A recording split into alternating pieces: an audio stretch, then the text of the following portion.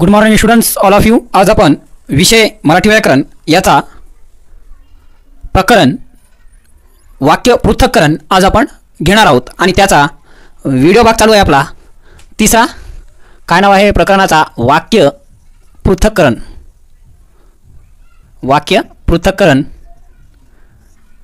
याच्यामध्ये आज आपण घेणार आहोत व्हिडिओ भाग तिसरा. मुख्य प्रकार आहे पहिला उद्देश विभाग आणि उद्देश विभागमध्ये आज आपण घेणार आहोत उद्देश विभाग याच्यामध्ये आज आपण घेणार आहोत प्रकार पहिला उद्देश. तर बघा सर्वात अगोदर उद्देश म्हणजे काय, उद्देश विभाग म्हणजे काय. तर उद्देश विभाग हे आपण काय भांगड आहे हे आपण याच्या अगोदरचा व्हिडिओ भाग दुसऱ्यामध्ये पाहिलेला आहे. जर तुम्ही पाहिला नसेल व्हिडिओ भाग पहिला वाक्य पृथक्करण काय भांगड आहेत आणि व्हिडिओ भाग दुसरा उद्देश विभाग काय भांगड आहेत तर पाहून घ्या, जेणेकरून उद्देश म्हणजे काय ते समजण्यास तुम्हाला सोपं होईल. डिस्क्रिप्शनमध्ये याची लिंक तुम्हाला दिलेली आहे, त्याचे व्हिडिओ तुम्हाला प्लेलिस्ट पण आहे, त्याची प्लेलिस्ट तयार केलेली आहे, त्याच्या तुम्ही पाहू शकता डिस्क्रिप्शनमध्ये. तर बघा सर्वात अगोदर उद्देश म्हणजे काय. तर उद्देश म्हणजे वाक्याचा कर्ता. काय? वाक्याचा कर्ता. म्हणजेच आता कर्ता म्हणजे काय तर संपूर्ण वाक्य ज्याच्याबद्दल माहिती सांगतो त्याला कर्ता असे म्हणतात. किंवा दुसऱ्या जर भाषेत म्हणायचं असेल आपल्याला तर जो वाक्यात क्रिया करतो त्याला कर्ता म्हणतात. म्हणजेच वाक्यात जो हालचाल करतो त्याला आपण काय म्हणतो? कर्ता म्हणतो. फॉर एक्झाम्पल जर बघा जर मूळ क्रिया करणारा कोण असतो तर वाक्यात जो मूळ क्रिया करतो त्याला आपण काय म्हणतो? कर्ता असा म्हणतो. आता जर कर्ता आपल्याला माहीत झालं कर्ता कशाला म्हणतात म्हणजे वाक्यात क्रिया करणाऱ्याला आपण कर्ता म्हणतो. पण हा कर्ता ओळखायचा कसा? फॉर एक्झाम्पल जर तुम्हाला उदाहरण दिलं म्या तुम्हाला जर उदाहरण म्हणला की समजा एक आपण उदाहरण घेऊ जेणेकरून लक्षात बसलं पाहिजे. राम आंबा खातो. आता यामध्ये खातो याच्यामध्ये तुम्ही म्हणणार की क्रिया कोण करतो? आंबा तर करणार नाही क्रिया. खाण्याची क्रिया कोण करायला? राम करायला. याचा अर्थ राम हा काय आहे तर वाक्याचा कर्ता आहे. पण याच्यात तुम्ही ओळखला का ओळखला? कारण मी जी आता व्याख्या सांगितली होती कर्त्याची त्याच्यावरून तुम्ही ओळखला की वाक्याचा मुख्य क्रिया करणारा वाक्य त्याला आपण कर्ता असं म्हणतो. पण जर का मी असं वाक्य दिलं तुम्हाला श्रावणीला थंडी वाजते तर याच्यामध्ये मला सांगा कर्ता कोणता आहे तर ओळखता येत नाही तुम्हाला. कसं? श्रावणीला थंडी वाजते तुम्ही कन्फ्यूज होणार की श्रावणी कार्य करते की थंडी कार्य करते वाक्यात.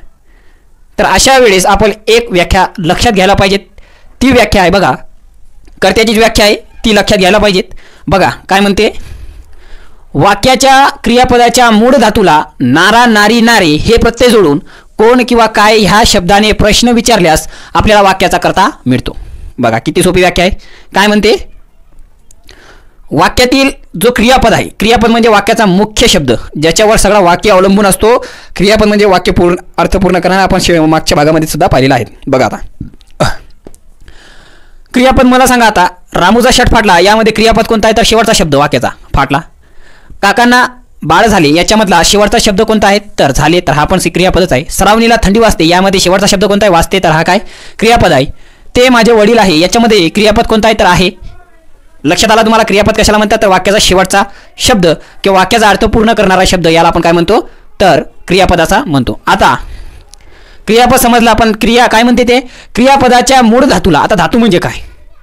मूळ धातू म्हणजे काय तर बघा मूळ धातू म्हणजे काय तर जो काही क्रियापद असतो. फॉर एक्झाम्पल इथला आपण क्रियापद घेऊ फाटला. फाटलामधला जो क्रियापद आपल्याला काढायचा असेल, धातू जर आपल्याला काढायचा असेल या क्रियापदातून तर काय करावं लागेल आपल्याला? या क्रियापदाला लागलेले असलेले प्रत्यय पहिले काढावं लागेल. आता प्रत्यय कशाला म्हणतात हे पण मुद्दा तुम्हाला समजणार नाही. तर आपण मागच्या व्हिडिओमध्ये पाहिलेला आहे. प्रत्यय कशाला म्हणतात तर जो शब्दाच्या शेवटी लागतो अक्षर किंवा शब्द त्याला आपण काय म्हणतो? फॉर एक्झाम्पल शब्द नाही म्हणता आपण त्याला अक्षर म्हणू.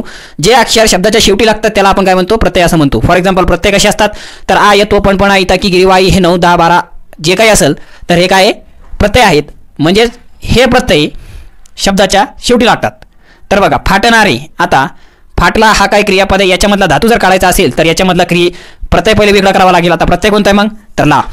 ला काय इथं ला वेगळा काढला उडला काय आपला फाट. तर फाट हा जो काही आहे तर हा आहे धातू. आता धातू कशाला म्हणतात हे पण आपल्याला माहिती असायला पाहिजे. धातू म्हणजे क्रियापदाचा प्रत्यय काढून जो शब्द उडतो तो शब्द जर वाक्याचा अर्थ पूर्ण करत नसेल तर त्याला आपण धातू म्हणतो. आला का लक्षात? त्याला आपण काय म्हणतो? धातू म्हणतो. आता आपण धातू तयार केलेला आहे. धातू कोणता आहे तर धातू आपल्या समोर आहेत फाट. आता या फाटला काय म्हणते ते तर मूळ धातूला नारा नारी नारे हे प्रत्यय जोडून कोणने प्रश्न विचारा. आता कोणने आपण प्रश्न सध्या आपण कर्ता ओळखत आहोत. कर्ता म्हणजेच काय? उद्देश. याला शॉर्टकटमध्ये आपण कर्ता म्हणतो. पण मराठी व्याकरणात याला उद्देश असं म्हणतात. आणि स्पेशली म्हणजे कोणत्या चॅप्टरमध्ये, तर वाक्य पृथक्करणामध्ये कर्त्याला उद्देश असं म्हणतात. बघा आता फाट आहे, फाटला आपण काय लावणार, तर नारा लावू शकतो, नारी लावू शकतो, नारे लावू शकतो. पण जर आपण वाक्य वाचला रामूचा शर्ट फाटला, यामध्ये आपल्याला कळते की पुल्लिंगी नामाचा इथं उल्लेख आपल्याला आढळतो. म्हणून आपण पुल्लिंगी नाम पाहू. नारा आहे, नारी आहे की नारे, तर नारा आहे. म्हणून आपण फाट नारे नारा लिहिलेला आहे, फाटणारा हे प्रत्यय लावून कोण किंवा कायने प्रश्न विचारू. तर आपण विचारू प्रश्न, पहिले विचारू कोणने, तर फाटणारा कोण, फाटणारा कोण असा जर प्रश्न विचारला तर आपल्याला उत्तर काय भेटतो, शर्ट, शर्ट भेटतो. जर कोणने जर प्रश्न नाही विचारायचा तर आपण कायने प्रश्न विचारू, फाटणारा काय, तरी उत्तर काय मिळतो, शर्ट. याचा अर्थ या वाक्यात शर्ट काय आहे, तर या वाक्यात कर्ता आहे. रामू हा वाक्यात जरी कर्ता दिसत असेल तरी तो कर्ता नसून शर्ट हा काय कर्ता आहे. तर अशा प्रकारे विद्यार्थी मित्रांनो आपण पाहिला, एक तर व्याख्यावरून आपण कसा कर्ता ओळखू शकतो, आणि दुसरी गोष्ट जर वाक्यात क्रिया करणारा कोण आहेत, क्रिया करणारा कोण आहेत अशी जर कन्फ्युजन होत असेल तर त्यासाठी पण एक आपण व्याख्या पाहिलेली आहेत, त्याच्यावरून पण आपण कर्ता ओळखू शकतो. आता याच्या व्यतिरिक्त जर अजून आपल्याला कर्ता ओळखायचा असेल, याच्या व्यतिरिक्त जर अजून जर कन्फ्युजन होते, कोणाकोणाच्या डोक्यात जर कन्फ्युजन असेल की समजा हा वाक्य समजा घ्या, ते माझे वडील आहेत. आता या वाक्यामध्ये मला सांगा कर्ता कोणता आहेत, तर काय म्हणते, ते माझे वडील आहेत. या वाक्यात कर्ता कोण आहेत, ते आहेत की मी आहेत, माझे आहेत की वडील आहे, या तिन्हीपैकी कोण आहेत. तर असे जे प्रश्न येतात आपल्या डोळ्यासमोर, तर आपण कन्फ्यूज होतो की कर्ता कशाला म्हणतात, याच्यात कर्ता कोण आहेत. आलं लक्षात. आता जेव्हा आपण अभ्यास करतो ती एक फेस, आणि जेव्हा आपण पेपर सोडवतो ते एक फेस, पेपराचा सराव करतो ती एक फेस, आणि जेव्हा आपण एक्झाम देतो ती एक फेस. तर याच्यामध्ये आपण कसं होते, आपलं जरा डोकं काम करणं बंद होते. म्हणजेच आपण साधे साधे प्रश्नासाठी चुकतो. जसा क्रियापद झाला, कर्ता झाला, कर्म झाला, हे साधे प्रश्न आहे, म्हणजे आपल्याला लवकर याचं आकलन होत नाही की याला काय म्हणतं बाबा. म्हणून एक लक्षात ठेवायचं आहे, नेहमी हळूवार प्रश्न वाचायचा आहे आणि शांतपणे नितांतपणे प्रश्न समजून घ्यायचा आहे, नंतर ते सोडवायचा प्रयत्न करायचा आहे. बघा आता याच्यात आपल्याला कळत नाही की कर्ता कोणता आहे, ते माझे वडील आहे, याच्यामध्ये कर्ता कोणता आहे. तर बघा याच्यासाठी पण एक आपण व्याख्या तयार केलेली आहेत, त्या व्याख्यानुसार पाहू. बघा म्हणजे जो तिसरी व्याख्या आहे, हे 90% काम करणार, 10% करणार नाही. आता 10% का करणार नाही याचं पण कारण मी सांगतो तुम्हाला, पहिले ते पाहून घेऊ आपण. बघा वाक्यातील षष्टीच्या प्रत्यय, आता षष्टीचा प्रत्यय काय आहेत हे पण मोठी भांगड आहे. तर षष्टीचा प्रत्यय म्हणजे विभक्ती, जर तुम्ही शिकला असाल, आपले विभक्ती जर व्हिडिओ पाहिला असेल तर पाहून घ्या, नाही तर डिस्क्रिप्शनमध्ये प्लेलिस्ट आहे, तिथं तुम्हाला अवेलेबल आहेत विभक्ती. ते प्लेलिस्टवरून सगळे व्हिडिओ अवेलेबल आहे, ते तुम्ही पाहू शकता जर तुमचा विभक्ती झालेला नसेल तर. शॉर्टमध्ये सांगतो बघा, विभक्ती म्हणजे काय, तर जेव्हाही वाक्यातील शब्दाला प्रत्यय लागलेला असतो त्याला आपण काय म्हणतो, विभक्ती. म्हणजे तो प्रत्यय दोन शब्दामध्ये काय संबंध आहेत हे दर्शवतो, त्याला आपण विभक्ती म्हणतो. फॉर एक्झाम्पल जसा ते माझे वडील आहेत, म्हणजे ते आणि वडील यामध्ये बघा, ते माझे वडील आहे. आता माझे याचा अर्थ काय होतो, मी, म्हणजेच माझे मपले. ओके, तर मी आणि वडील याच्यामध्ये काय संबंध आहेत हे दाखवण्यासाठी माझे मधला जे झे आहेत हे आपण इथे यूज केलेलं आहे. आलं लक्षात. आणि हे काय तर प्रत्यय आहेत. तर दोन शब्दामध्ये संबंध दाखवणाऱ्या शब्दाला आपण प्रत्यय विभक्ती असं म्हणतो. आणि विभक्तीचं बघा, विभक्ती किती आहेत तर एकूण 8 आहेत. शेवटची आहे संबोधन, हे अतिशय महत्त्वाचं आहे, लक्षात ठेवायचं आहे. आणि हे जे विभक्ती आहेत तर त्यामधले काय म्हणते, जी 6वी विभक्ती आहे, म्हणजे 6वी विभक्तीला आपण काय म्हणतो, षष्टी विभक्ती. षष्टी विभक्ती, तर याचा जो प्रत्यय असतात या विभक्तीमध्ये, तर कोणते असतात प्रत्यय, तर या विभक्तीमध्ये असतात बघा, चा, ची, चे, चा, झा, झी, जे, झा, हे प्रत्यय असतात. आणि याचा जो कारकार्थ असतो, कारकार्थ म्हणजेच काय, तर कारकार्थ म्हणजे जो संबंध, याचा कारकार्थ असतो संबंध. म्हणजेच या दोनमध्ये जर हा प्रत्यय लागला, चाची, चे, झाजी, जे, यापैकी कोणताही एक प्रत्यय लागला तर दोन शब्दामध्ये काय असतो, तर संबंध असतो. हे याला आपण कारकार्थ असं म्हणतो. आलं लक्षात. षष्टीचा राहू द्या बाजूला, फक्त एवढा समजून घ्या, षष्टीचा जो प्रत्यय असते, चाचीचे, झाजीचे, हे प्रत्यय जोडलेले शब्द शक्यतो वाक्याचा कर्ता किंवा कर्म नसतात, काही ठिकाणी असतात. फॉर एक्झाम्पल जसा वाक्याचा काय म्हणते ते कर्म किंवा कर्ता नसतात, तर त्या शब्दाचा पुढील शब्द कर्ता किंवा कर्म असतो. यात ना, ला हे प्रत्यय पण लागू शकतात. बघा, चाचीचे, झाजीचे, आणि त्यानंतर ना आणि ला हे प्रत्यय सुद्धा लागू शकतात. फॉर एक्झाम्पल बघा, आपण इथं घेतलेलं आहेत, बरेच वाक्य असे असतात की बघा, आपण म्हणतो की एखाद्या शब्दाला जर कर्त्याला प्रत्यय लागू शकतो, कर्माला पण लागू शकतो, झाजी पण लागू शकतो, चाचीचे पण लागू शकतो. पण काही ठिकाणी कर्त्याला किंवा कर्माला प्रत्यय लागलेला असून सुद्धा तो कर्ता नसतो किंवा तो कर्म नसतो त्या पुढील शब्द असतो कर्ता किंवा कर्म. फॉर एक्झाम्पल इथं एक उदाहरण घेऊ आपण. श्रावणीला थंडी वाजते, यामध्ये बघा ला प्रत्यय कोणाला लागलेला आहे तर श्रावणीला लागलेला आहे. ओके, तर श्रावणीच्या पुढचा शब्द कोणता आहे थंडी. मग हा थंडी काय तर वाक्याचा कर्ता आहे.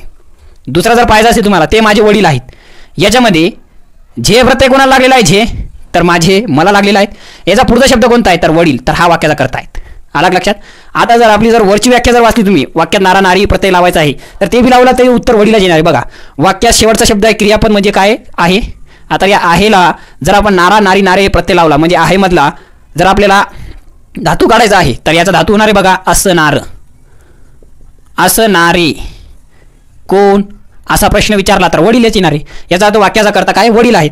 म्हणजे सांगायचा अर्थ हाच आहे की झा जे जे चाची चे झाजी जे हे जे षष्टीचे प्रत्यय आहेत, या षष्टीच्या प्रत्ययांना जो षष्टीचे प्रत्यय लागलेला जो शब्द असतो तो वाक्यातला कर्ता किंवा कर्म शक्यतो 90% नसतो, पण काही ठिकाणी असतो. हे अपवाद आहेत. काही ठिकाणी असतो, या व्याख्याचा अपवाद आहे. काही ठिकाणी असतो पण 90% नसतो. मग कोण असतो तर त्या शब्दाचा पुढचा शब्द असतो. अलग लक्षात, त्या शब्दाचा पुढचा शब्द असतो. आता हे समजलं तुम्हाला. कर्ता कशाला म्हणतात, क्रियापद कशाला म्हणतात, प्रत्यय कशाला म्हणतात, कर्म कशाला म्हणतात. क्रिया सोसणाऱ्याला कर्म म्हणतो, पुढे पाहणार होतो आपण. आता आपण येणार होतो उद्देश. उद्देश म्हणजे काय तर वाक्याचा कर्ता असतो. कर्ता आपण पाहिलेला आहे, मुख्य कार्य क्रिया करणारा किंवा मूळ वाक्य संपूर्ण वाक्य याच्याबद्दल माझी सांगतो त्याला. फॉर एक्झाम्पल ताजमहल सुंदर आहेत. आता ताजमहल सुंदर आहेत पूर्ण वाक्यामध्ये काहीच क्रिया होत नाहीत, काहीच हालचाल होत नाहीत. फक्त पूर्ण वाक्य कशाबद्दल माहिती सांगतो, सुंदर या शब्दाबद्दल माहिती सांगत नाही तर ताजमहल बद्दल माहिती सांगतो. म्हणून ताजमहल हा काय वाक्याचा कर्ता आहे. अलग लक्षात. म्हणजे सांगायचा अर्थ काय, जर वाक्यात क्रिया होत नसेल तरी वाक्यात कर्म कसा ओळखायचा आहे तर शेवटी नारा नारी नारे हे प्रत्येक क्रियापदाला लावून प्रश्न विचारायचा आहे कोण किंवा काय. अलग लक्षात. जर कन्फ्यूज होत असाल तर. आता दुसरी महत्त्वाची गोष्ट आहे ती म्हणजे आता आपण मागे पाहिला होता, जर बरेच मोठमोठाले जर उदाहरण आली, समजा परीक्षेत एकदम मोठमोठाले उदाहरण पडतात, म्हणजेच परिजातकाची योजना करणारा कवी खरोखरच कल्पक असतो, कल्पक असला पाहिजे. काय असे मोठमोठाले वाक्य येतात 3-4 ओळीचे, तर त्या वाक्यात आपल्याला काय म्हणतात कर्ता ओळखा. बरेच प्रश्न आलेले आहेत पोलीस भरतीला पण की परिजातकाची योजना करणारा कवी खरोखर कल्पक असला पाहिजे, या वाक्यातील कर्ता ओळखा. मग शेवटचा शब्द काय असतो, मग असतो यामधला धातू कोणता आहे तर असणार. तर असला काय लावायचा आहे नारा नारी नारे, तर नारा लावू असणारा आणि शेवटी काय विचारू कोण, तर असणारा कोण कवी. लगेच होता येईल कवी. दुसरा होता बघा बाबडीच्या काटेदार फांद्यांनी ते वाहन, बाबडीच्या काटेदार फांद्यांनी ती गाडी शिगेशिग भरली होती. हा प्रश्न आयोगाला विचारण्यात आला. काय प्रश्न आहे, बाबडीच्या काटेदार फांद्यांनी ती गाडी शिगेशिग भरली होती. आता या वाक्यातला कर्ता ओळखायचा आहे आपल्याला, तर कर्ता कसा ओळखणार, तर शेवटी काय तर बाबडीच्या फांद्यांनी ती गाडी शिगेशिग भरली होती. भरणारी कोण, शेवटचा प्रश्न शब्द कोणता आहे भरली. भरली मधला जो शेवटचा आहे भरली हा क्रियापद आहे, यामध्ये धातू जर काढला आपण भर. आता या भरला नारा नारी नारे यापैकी कोणताही एक बसू आपण, तर नारा बसू, तर भर नारी लावू, तर भर नारी कोण गाडी. दुसरा आहे बघा, दुसरा एक प्रश्न होता अतिशय महत्त्वाचा होता की हवा कोंडात असल्याने मनुष्याची प्रकृती बिघडते. काय प्रश्न कसा होता, मोठमोठाले प्रश्न घ्या, कोणताही कितीही मोठा प्रश्न घ्या त्याच्यातला करता तुम्ही म्हणा तर करता अत्यंत सोप्या साध्या पटकन आपल्याला सांगता येते. बघा हवा कोंडात असताना मनुष्याची प्रकृती बिघडते, यामागे बिघडणारी कोण असा प्रश्न विचारा तुम्ही. शेवटचा शब्द कोणता बिघडते मला आपण कोण प्रश्न विचारू, बिघडणारी कोण प्रकृती. मग वाक्याचा करता कोण आहे प्रकृती. मोठमोठाले वाक्य जरी घेतले तुम्ही तरी तो जिनारे जसा माझा दादा आनंदाने रसगुल्ले खात होता. आता आनंदाने रसगुल्ले खात होता यामधला खाणारा कोण दादा, म्हणून करता काय दादा. अलग लक्षात. तर अशा प्रकारे आपण उद्देश म्हणजे काय हे पाहिलेलं आहे. आता उद्देश म्हणजेच कर्ता आपण पाहिलेला आहे. आता कर्ता किंवा उद्देश कसं ओळखतात यावर परीक्षेत आलेले प्रश्न आपण बघणार आहोत. तर बघा शॉर्टकटमध्ये सांगतो, उद्देश म्हणजेच कर्ता होय, काहीच याच्यात लपवण्यासारखा काहीच नाही, काहीच याच्यात जास्त लोड घ्यायची गरज नाही.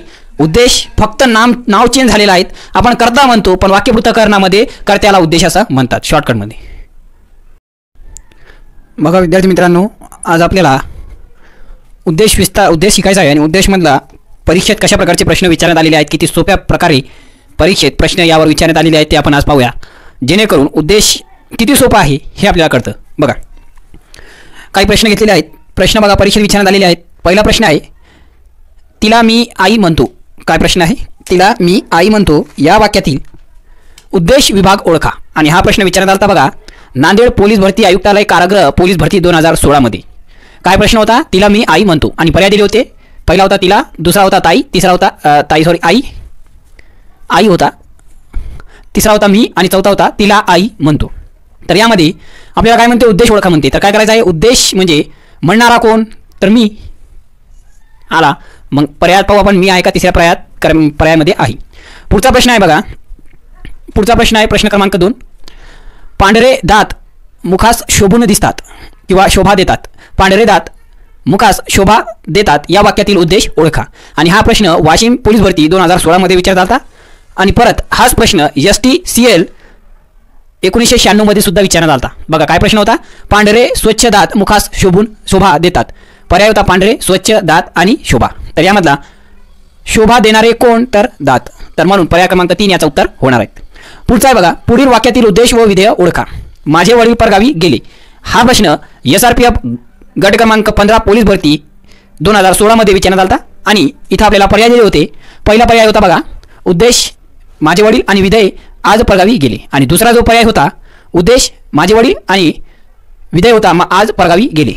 तिसरा होता पर्याय, उद्देश माझे वडील, विधेय होता परगावी गेले. चौथा पर्याय होता, उद्देश परगावी गेले आणि विधेय होता माझे वडील. प्रश्न होता माझे वडील आज परगावी गेले. आता विधेय म्हणजे काय? विधेय म्हणजे विद्यार्थी मित्रांनो, जसा वाक्य पृथक्करणामध्ये उद्देश म्हणजे कर्ता, तर विधेय म्हणजे क्रियापद. आलं लक्षात? तर काय म्हणते? माझे वडील आज परगावी गेले. यामध्ये क्रियापद आणि उद्देश ओळखा. पहिले काय म्हणते? उद्देश ओळखा. तर जाणारे कोण? परगावी गेले. जाणारे कोण? वडील. कोणाचे? माझे. मग माझे वडील. आलं लक्षात? हा काय वाक्याचा उद्देश आहे. विधेय कोणता आहेत? तर आज परगावी गेले, हे सगळं विधेय आहे. आलं लक्षात? मग पर्याय बघू आपण. तर पर्याय क्रमांक 2 जर पाहिला तुम्ही, उद्देश माझे वडील आणि विधेय आज परगावी गेले, तर हे पर्याय क्रमांक 2 बरोबर आहे. लक्षात येते किती सोपे प्रश्न विचारण्यात आलेले आहेत या घटकावर परीक्षेत. पुढचा प्रश्न आहे बघा, काळे भोर डोळे सुंदर दिसतात. या वाक्यामध्ये उद्देश कोणते आहेत? हा प्रश्न अतिशय इम्पॉर्टंट आहे, कारण हा प्रश्न नागपूर आयुक्तालय पोलीस भरती 2016 मध्ये विचारण्यात आला. प्रश्न काय होता बघा, काळे भोर डोळे सुंदर दिसतात. पर्याय होते डोळे सुंदर दिसतात काळीभोर. पर्याय सुद्धा असे दिले. तर शेवटचा वाक्यातील शेवटचा शब्द दिसतात हा क्रियापद आहे. आता या क्रियापदाला धातू काढू, दिस आणि दिसणारे कोण? तर डोळे. म्हणून पर्याय क्रमांक त्याला पहिला बरोबर आहे. पाचवा प्रश्न होता बघा, शरदच्या चांदण्यात गुलमोहर मोहक दिसतो. या वाक्यातील उद्देश ओळखा. आता उद्देश ओळखायचा आहे. पर्याय होता बघा गुलमोहर, दुसरा होता शरदाच्या, तिसरा होता मोहक आणि चौथा होता चांदण्यात. तर याचा उद्देश आहे बघा, शरदाच्या चांदण्यात गुलमोहर मोहक दिसतो. दिसणारे कोण? तर गुलमोहर. म्हणून पर्याय क्रमांक पहिला बरोबर आहे. काहीच नाही करायचं आहे. उद्देश जर ओळखा म्हटलं तर डायरेक्ट काय करायचं आहे? शेवटचा अक्षर पाहायचा, शब्द पाहायचा आहे आणि त्या शब्दामधला प्रत्यय काढून घ्यायचा आहे आणि जो उरतो तो धातूला नारा नारी नारी प्रत्यय लावून कोण काय किंवा काय प्रश्न विचारायचा आहे, आपला उत्तर मिळून जाणार. बघा 6वा प्रश्न होता, भारतीय संघातील खेळाडूंनी चांगली कामगिरी केली. या वाक्यातील उद्देश विस्तार ओळखा. पर्याय दिले होते कामगारी, भारतीय संघातील चांगली खेळाडूंनी. काय म्हणते? उद्देश विस्तार ओळखा. आता उद्देश विस्तार काय? जसं पुढे आपण पाहणार याच्यानंतरचा जो टॉपिक आहे उद्देश विस्तार, ते आपण याच्या पुढचा भाग आहे जो चौथा भाग आहे, व्हिडिओ भाग चौथा, त्याच्यात आपण पाहणार आहोत. तरी पण सांगून देतो बघा, उद्देश म्हणजे जसा कर्ता असतो तसा उद्देश विस्तार म्हणजे कर्त्याबद्दल अधिक माहिती किंवा विशेष माहिती सांगणारा शब्द असतो. आलं लक्षात? बघा आता मग काय होतं आपला, भारतीय संघातील खेळाडूंनी चांगली कामगिरी केली. या वाक्यातील उद्देश विस्तार कोणता आहे? तर चांगली कामगिरी करणारे कोण? तर खेळाडू. खेळाडू तर आहे, पण हे कर्ता आहेत वाक्यातील. या कर्त्याबद्दल अधिक माहिती सांगणारा शब्द कोणता आहे? तर भारतीय संघातील. जसा माझं नाव फयूम आहेत, पण मी वाक्य समजा करता आहे, पण मी म्हणणार मी अमुक अमुक ठिकाणी राहतो, तर मी काय म्हणणार अमुक अमुक ठिकाणी, किंवा मी वाशिम जिल्ह्यामध्ये राहतो, तर वाशिम जिल्हा हा काय माझ्याबद्दल माहिती सांगत आहे. आलं लक्षात? सेम त्याच प्रकारे इथं जे खेळाडू आहेत ते काय वाक्यातील कर्ता आहेत आणि भारतीय संघातील हे काय क्रियापद आहेत, म्हणजेच उद्देश विस्तार आहेत. आता जर पुढचा जर म्हणायचा असेल तुम्हाला, तर पुढचा बघा, आज करायचे काम उद्यावर ढकलू नका. यामधला उद्देश विस्तार ओळखा. तोच प्रश्न आहे बघा, उद्देश विस्तार ओळखा म्हणजे कर्त्याबद्दल माहिती सांगणारा शब्द ओळखा. मग आज करायचे काम उद्यावर ढकलू नका, यामध्ये कर्ता कोणता आहेत? तर आज करायचे काम उद्यावर ढकलू नका. ढकलणारे काय किंवा ढकलणारे काय? तर काम. हा काय वाक्याचा कर्ता आहे. लक्षात ठेवा, कर्ता हा सजीव असू शकतो, निर्जीव असू शकतो, वस्तू असू शकते, किंवा कर्त्याला जीव पण असू शकतो, काही असू शकतो कर्ता. आलं लक्षात? बघा आता, आज वाक्याचे काम उद्यावर ढकलू नका. उद्देश तर मिळालेला आहे. आता उद्देश विस्तार काय आहेत? तर कामाबद्दल माहिती आधी कोण सांगतो? उद्यावर सांगतो का ढकलून सांगतो? काय आज करायचेवर सांगतो. तर काम कोणतं आहे? तर आज करायचं काम आहेत. तर आज करायचा हा काय कामाबद्दल माहिती सांगतो, म्हणून काम हा वाक्याचा जर कर्ता असेल तर आज करायचे हा वाक्यातील उद्देश विस्तार असणार आहेत किंवा कर्त्याचा विस्तार असणार आहेत. तिसरा या पर्याय क्रमांक होते काम आज करायचे उद्यावर ढकलू नका, ढकलणे आणि आज. तर यामध्ये पर्याय जो होता पर्याय क्रमांक 2 आज करायची. 8वा प्रश्न आहे, मी एक छानशी कविता लिहिली. आता या वाक्यातील अधोरेखित केलेला शब्द वाक्याची रिकामी जागा आहे. बघा, मी या शब्दावर अंडरलाईन केलेली आहेत आणि एक छानशी कविता लिहिली या वाक्यातील अधोरेखित केलेला शब्द वाक्याचे रिकामी जागा आहे. पर्याय दिले होते विधेय, उद्देश, उद्देश विस्तार, उद्देश किंवा विधेय विस्तार किंवा उद्देश विस्तार. बघा आता मी तर हे काय, तर डायरेक्ट प्रश्न विचारून आपण डायरेक्ट विधेय तर असू शकणार नाही. का? कारण विधेय म्हणजे क्रियापद असतो. उद्देश आहे का? बघा, तर उद्देश ओळखण्यासाठी काय आहे, तर क्रियापदाच्या धातूला नारा नारी प्रत्यय लावून काय प्रश्न विचारू. तर बघा, लिहिली तर लिहिली मधला ली आणि नारा नारी नारी यापैकी नारा, तर लिही नारा कोण, तर मी हा उत्तर आलेला आहे. त्याचा अर्थ मी हा वाक्याचा करता किंवा उद्देश आहे. म्हणून पर्याय क्रमांक 2 याचा उत्तर होणार आहे. लक्षात येईल तुम्हाला अतिशय सोपे प्रश्न आयोगाने विचारलेले आहेत या टॉपिकमध्ये. काही अवघड नाहीत, फक्त आपला याच्याशी परिचय नसतो म्हणून आपले परीक्षेत या संबंधित प्रश्न चुकतात. जरी तुम्ही हे लिहून घेतलं नाही तरी चालेल, फक्त जेवढाही मिनिटाचा हा व्हिडिओ असेल तेवढे मिनिटं तुम्ही पहा, जेणेकरून तुम्हाला नॉलेज येईल किंवा हा नेमका काय भंगाळ आहे. आणि याच्यावर जर प्रश्न पडला तर कदाचित, जर तुम्ही लिहून नाही घेतला तर कदाचित, जर लिहून घेतलं तर डेफिनेटली कदाचित तुमच्या बरोबर येऊ शकते. बघा आता 9 आहे, गांधीजींना सुताच्या माळा अधिक आवडत या वाक्यातील उद्देशवाचक शब्द कोणते आहेत. आता उद्देश म्हणा किंवा उद्देशवाचक म्हणा एकच आहे. उद्देश म्हणजे काय करतात, मग करता कोण आहे, गांधीजींच्या सुतांच्या माळा अधिक आवडतात. यामध्ये करता कोण आहेत, तर आवडतात हा काय क्रियापद आहेत. यामधला जो धातू काढायचा आहे आवड, आवड हा धातू काढला तर हा प्रत्यय वेगळा केलेला आहे आणि आवडला आपण लावू नारा नारी नारी. तर आवडणारे काय, तर माळा किंवा आवडणारी कोण, तर माळा. आलो तर मग माळा काय आहे, तर वाक्याचा करता आहेत. मग हा करता, हा जो करता आहे तो आहे आपला उद्देशवाचक शब्द. म्हणून आता पर्याय आहे का बघा, पहिला आहे माळा, दुसरा आहे सुताच्या, तिसरा आहे गांधीजींना, चौथा आहे अधिक. याच्यामधला जो पहिला आहे माळा हा आपला उत्तर आहे. लक्षात येते तुमच्या.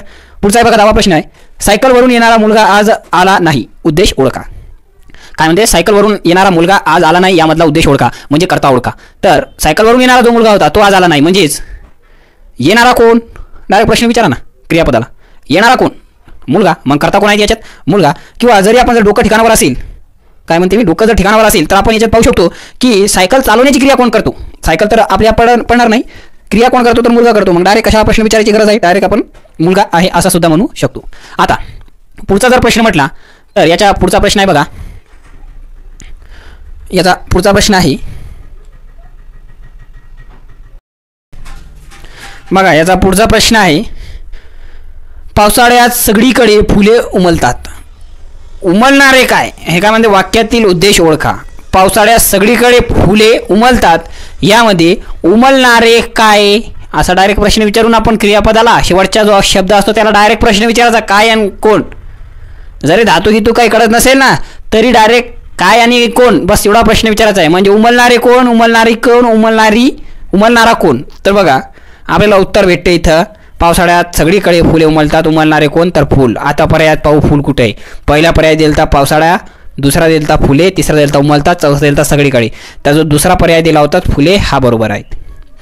12वा प्रश्न आहे बघा, रिम झिमत्या पावसात सप्तरंगी धनुष्य दिसते, या वाक्यातील उद्देश विभाग ओळखा.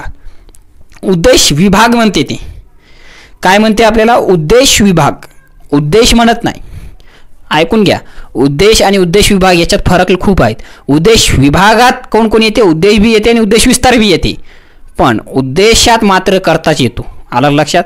सांगायचा अर्थ म्हणजेच उद्देश विभागात करता बी येतो आणि कर्त्याबद्दल अधिक माहिती सांगणारे शब्द बी येतात, पण उद्देशमध्ये फक्त करता येतो. आलं लक्षात.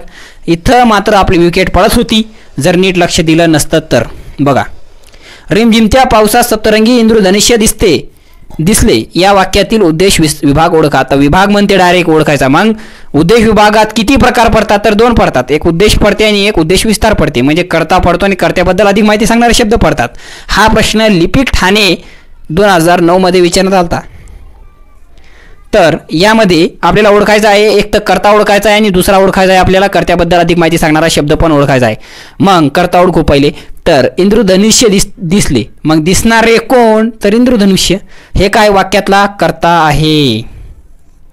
दिसणारे कोण. आता या कर्त्याबद्दल अधिक माहिती कोण सांगतो, रिमझिमत्या पावसात हा शब्द सांगतो का सप्तरंगी सांगतो, तर सप्तरंगी. तर सप्तरंगी कोणता, धनुष्य आहे, धनुष्य तर आहे पण कोणता आहे, तर सप्तरंगी. म्हणून पर्यायात रिमझिमत्या पावसात, तिसरा होता इंद्रधनुष्य, चौथा होता सप्तरंगी धनुष्य. तर हे दोन्ही आले पाहिजे, सप्तरंगी आणि इंद्रधनुष्य. म्हणून पर्याय क्रमांक 4 बरोबर आहेत. 13वा प्रश्न आहे बघा, त्याला थंडी वाजते, करता ओळखा. लिपिक सोलापूर 2008 मध्ये हा प्रश्न विचारण्यात आला. काय प्रश्न होता बघा, त्याला थंडी वाजते, पर्याय दिले होते त्याला थंडी वाजते, किंवा चौथा दिला होता करता नाही.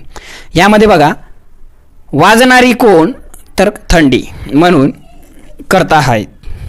आता तुम्ही म्हणणार जर स्त्रीलिंगी आला किंवा नपुंसकलिंगी आला, पुल्लिंगीला आपण करता म्हणतो, पण स्त्रीलिंगी आला तर त्याला काय म्हणायचा, तर त्याला पण करताच म्हणायचं, त्याला करती म्हणत नाही.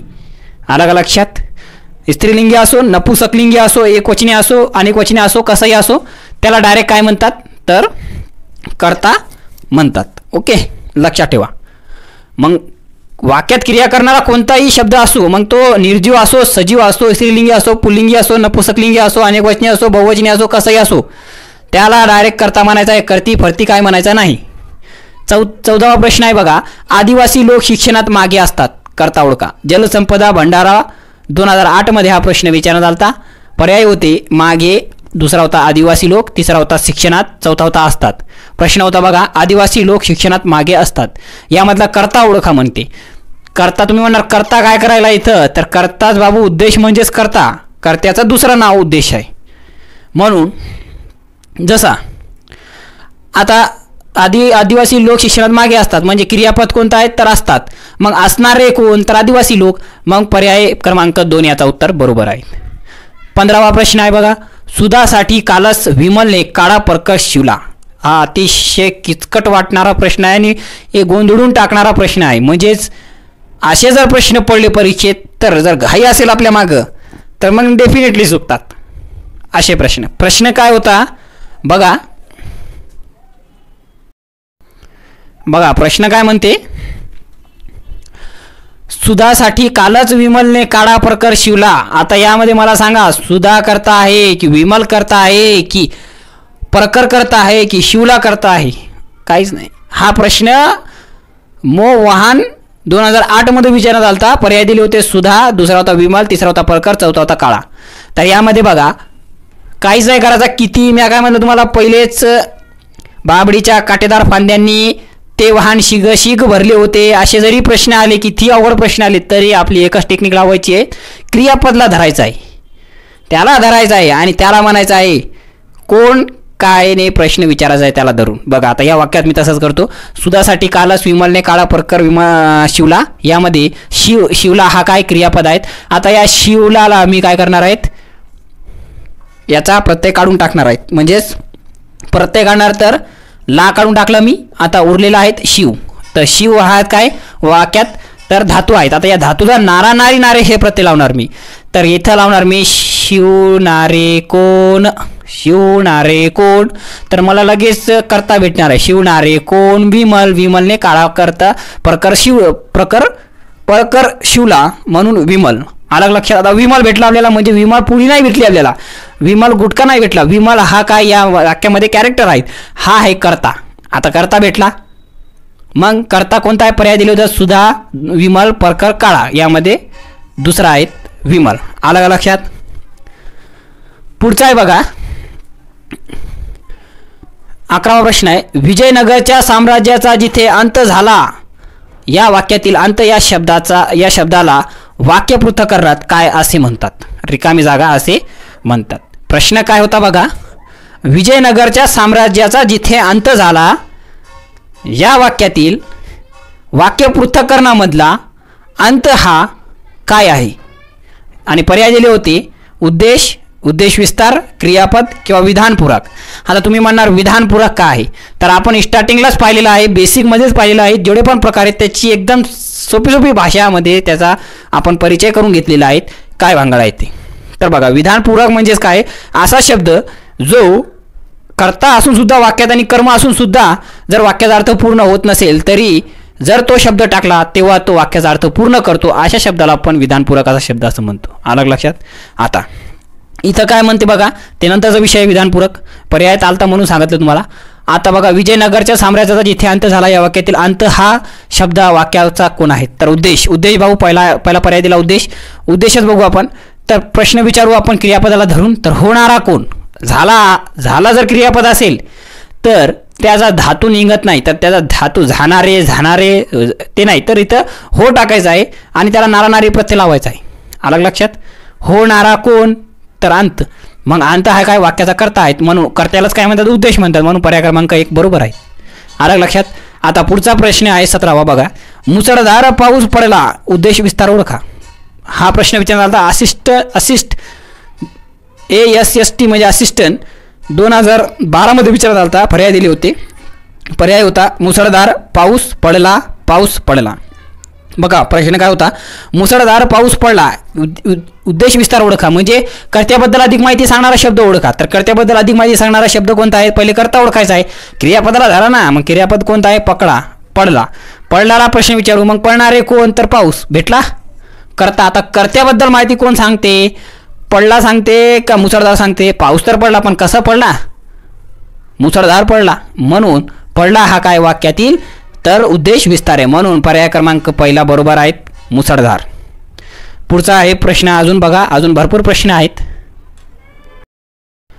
आता बघा पुढचा प्रश्न आहे, योग्य जोडी निवडा. असिस्टंट 2012 मध्ये हा प्रश्न विचारण्यात आला होता. पर्याय दिला होता पहिला उद्देश म्हणजेच कर्म, दुसरा दिला होता उद्देश म्हणजेच क्रियापद, तिसरा दिला होता उद्देश म्हणजेच कर्ता, आणि चौथा दिला होता उद्देश म्हणजेच विधेय. तर यामध्ये योग्य जोडी आहे उद्देश म्हणजेच कर्ता. पुढचा आहे बघा, आम्ही जातो आमुच्या गावा या वाक्यातील उद्देश कोणते. हा प्रश्न टॅक्स असिस्टंट 2014 मध्ये विचारण्यात आला होता. प्रश्न काय होता बघा, आम्ही जातो आमुच्या गावात या वाक्यातील उद्देश ओळखा, म्हणजेच कर्ता ओळखा. क्रियापद धरायचा आहे सरळ सरळ. पहिले पर्याय पाहू आपण, गावा, आम्ही, जातो, आमुच्या. हे काय पर्याय दिले ते. क्रियापद ओळखू धरू आपण पहिले. तर आम्ही जातो आमुच्या गावा, यामध्ये क्रियापद कोणतं आहेत, तर जातो. काय क्रियापद, जातो. आता हे वेगळं आहे, म्हणजे क्रियापद इकडं आला शेवटी नसून क्रियापद अगोदर पण येऊ शकतो, मधात पण येऊ शकतो, कुठं पण येऊ शकते. बघा जातो, तर जाणारे कोण, तर आम्ही. मग आम्ही हे काय, तर उद्देश आहे, म्हणजे वाक्यातील कर्ता आहे. म्हणजे पर्याय क्रमांक 2 हा याचा उत्तर होणार आहे. पुढचा आहे बघा, धनुर्धारी रामाने बलाढ्य रावणाचा बाण मारून ठार केले. काय म्हणते, धनुर्धारी रामाने बलाढ्य रावणास बाण मारून ठार केले. या वाक्यातील उद्देश ओळखा. हा प्रश्न ST आहे, म्हणजे सब टॅक्स इन्स्पेक्टर 2014 मध्ये विचारण्यात आला होता. पर्याय दिले होते बघा, पहिला होता रामाने, दुसरा होता रावणाला, चौथा होता धनुर्धारी, चौथा होता बाण मारली.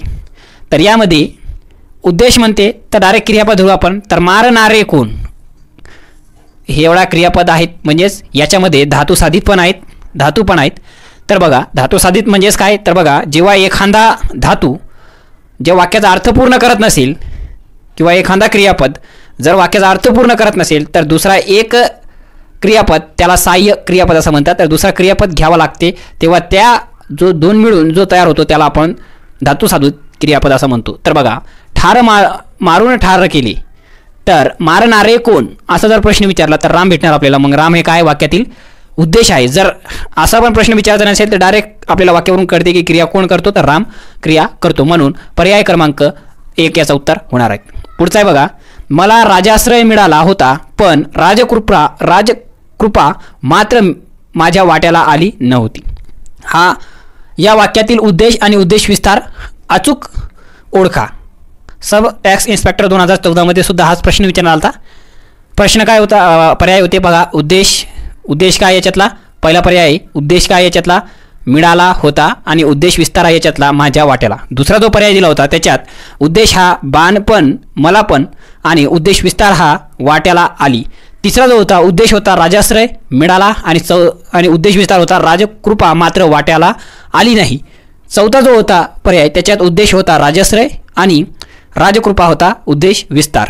आणि चौथा पर्याय होता उद्देश मधला उद्देश म्हणजे राजाश्रय, राजकृपा, आणि उद्देश विस्तार म्हणजेच याच्यात उद्देश विस्तार नव्हता.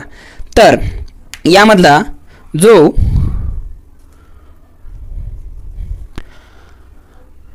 काय होता प्रश्न, मला राजाश्रय मिळाला होता, पण राजकृपा मात्र माझ्या वाट्याला आली नव्हती. या वाक्यातील जर आपल्याला उद्देश विचारायचा आहे तर प्रश्न विचारू आपण कोणाला. आता 2 वाक्य इथं, म्हणजेच मिळणारे कोण, काय होणार, मिळणारा कोण, तर राजाश्रय. मग हा काय झाला, वाक्याचा कर्ता झाला. आता कर्ता मिळालेला आहे. आता राजाश्रय कशाबद्दल माहिती सांगतो, तर राजाश्रय हा राजकृपाबद्दल माहिती सांगतो. म्हणून वाक्याचा उद्देश विस्तार हा राजकृपा होणार आहेत, म्हणून पर्याय क्रमांक 4 हा उत्तर होणार आहे. 21वा प्रश्न आहे बघा, त्याचा धाकटा मुलगा आज क्रिकेटच्या सामन्यात चांगला खेळला, या वाक्यातील उद्देश ओळखा. PSI 2014 मध्ये हा प्रश्न विचारला होता. पर्याय काय होता? पर्याय दिले होते मुलगा आज चांगला खेळला, हा पर्याय दिले होते. पर्याय होता त्याचा धाकटा मुलगा आज क्रिकेटच्या सामन्यात चांगला खेळला, याचा उद्देश म्हणजेच करता ओळखा. तर खेळणारा कोण? तर त्याचा धाकटा मुलगा. मग मुलगा हा पर्याय क्रमांक 1 हा उत्तर बरोबर आहे. तर अशा प्रकारे विद्यार्थी मित्रांनो आपण उद्देश नेमकं कशाला म्हणतात वाक्य पृथक्करणामध्ये हे आपण पाहिलेलं आहे. व्हिडिओ भाग 3रा होता. मुख्य प्रकार पहिला होता उद्देश विभाग. याच्यातला प्रकार पहिला पाहिलेला आहे आपण उद्देश किंवा करता. याच्यानंतर उद्देश मुख्य प्रकार पहिला उद्देश विभागातलाच उद्देश विस्तार आपण याच्यानंतरच्या टॉपिकमध्ये पाहणार आहोत, म्हणजेच वाक्य पृथक्करणाचा व्हिडिओ भाग 4 मध्ये पाहणार आहोत. जरी तुम्हाला हा व्हिडिओ आवडला असेल, तुम्हाला वाटलं असेल की काय नवीन आपण काही शिकलो याच्यात, तर एकदा चॅनलला सबस्क्राईब करा, बेल आयकॉनवर क्लिक करा, जेणेकरून नवीन व्हिडिओ आला की त्याचं नोटिफिकेशन तुम्हाला मिळून जाईल. आणि हे आपल्या चॅनलचं नाव आहे, या चॅनलला तुम्ही सबस्क्राईब करा. आणि वाटत असेल इतरांना पण दाखवू आपण किती सोप्या साध्या भाषेत आपण शिकवलेलं आहे, तर तुम्ही निश्चित इतरांना सुद्धा तुम्ही शेअर करू शकता. तर thank you for watching my video. Like करा आणि शेअर करा.